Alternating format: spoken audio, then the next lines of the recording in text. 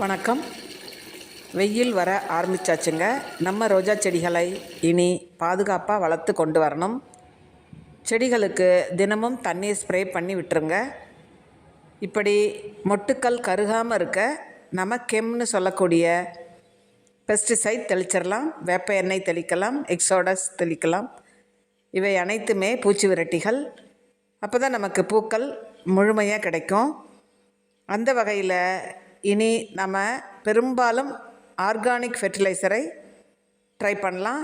அதற்கு முன்பாக இப்படி காய்ந்த இலைகள், குச்சிகள் இவற்றை நாம் எடுத்துடலாங்க. கொஞ்சம் கட் பண்ணி விடலாம். வெயில் காலத்தில் அதிக வெயில் இருக்கும் பொழுது நம்ம செடிகளை கட் பண்ண முடியாது. இப்படி கெம்முன்னு சொல்லக்கூடிய இப்போ நீங்கள் பார்க்குற பூச்சி விரட்டியை நீங்கள் ஆன்லைனில் வாங்கிக்கலாம்.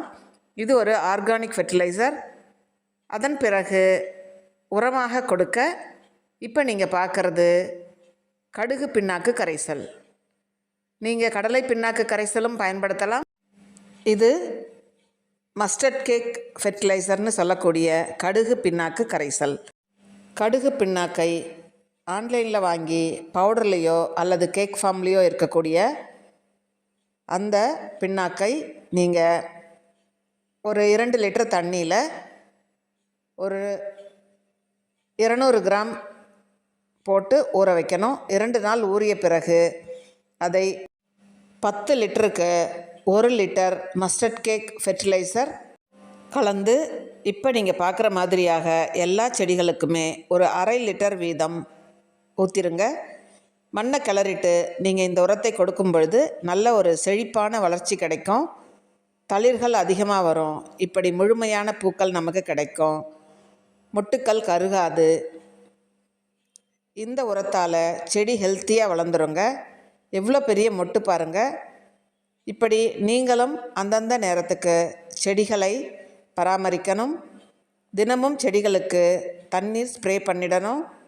10 நாட்களுக்கு ஒரு முறை பூச்சி விரட்டி தெளிச்சிடணும். உங்களுக்கு நீர் உரமாக இருந்தால் 4-5 நாட்களுக்கு ஒரு முறை நீங்கள் கொடுக்கலாம்.